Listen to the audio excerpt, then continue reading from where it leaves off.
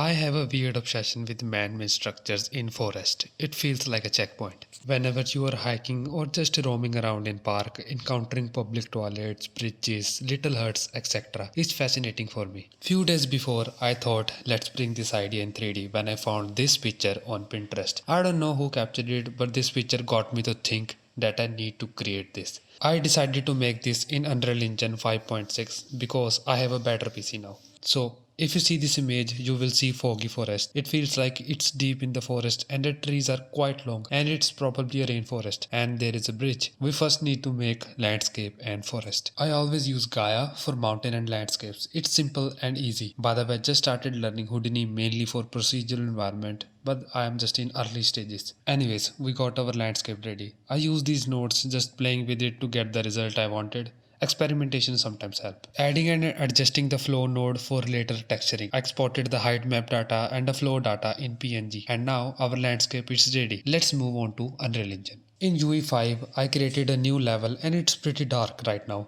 But we can fix this by going into Windows, selecting Environment Light Mixer and adding Skylight, Directional Light, Volumetric Height Fog, and it's looking nice. Time to add the landscape we made in Gaia. In the landscape mode, select import from file, select the height map and import it. And here is our landscape. I always adjust the camera first by adding Cine Camera Actor. Whatever the camera actor will see will be rendered out in our shot. And this frame is looking great for me. Time to texture it by adding the two materials. One is for the rock layer and second for the grass layer. And the grass layer is gonna use the flow map we created in Gaia. After applying the material, the terrain is looking pretty awesome right now. It's pretty simple to set the material as you can see. I also added the flow map to make the second soil texture to see. Adding simple cube can help for bridge reference so we can get the idea of the bridge scale. Then I was thinking to make foliage and trees in SpeedTree, but since I'm still in learning stage of SpeedTree, I decided to import a pre-made pack called European Black Adler and use that instead. First and the most important,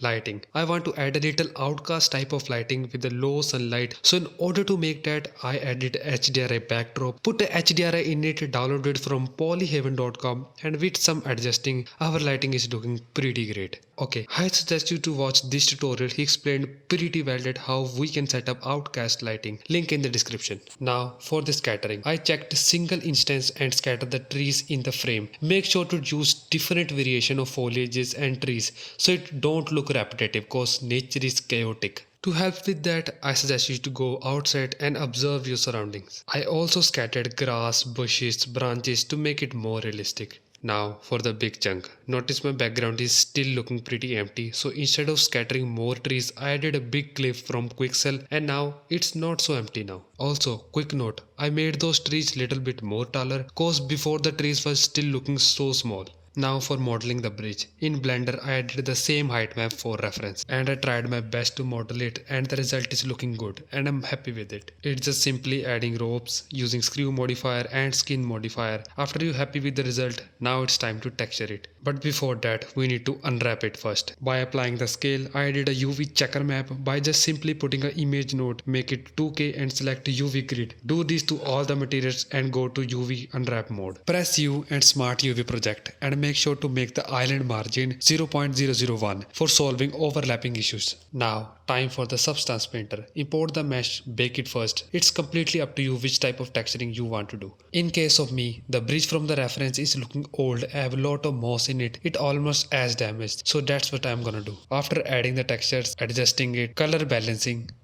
tiling, and after you're happy with the result, just export the textures like this.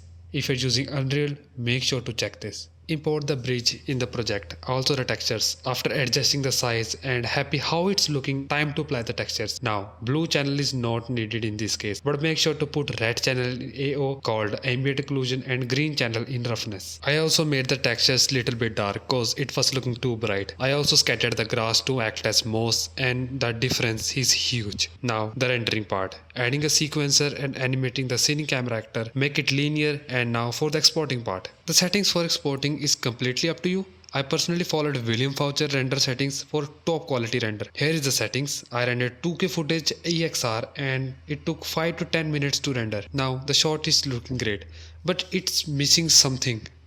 Color grading. Now never forget to color grade your footage. It really changes the look of your render. I use DaVinci Resolve for color grade, and here is my settings. Control F for full screen, Control D to enable and disable nodes. So here is my final render. I am happy that it looks so good. I will later upload more tutorials. If you like this video, make sure to subscribe the channel, and I'm gonna see you in the next one. Thank you so much.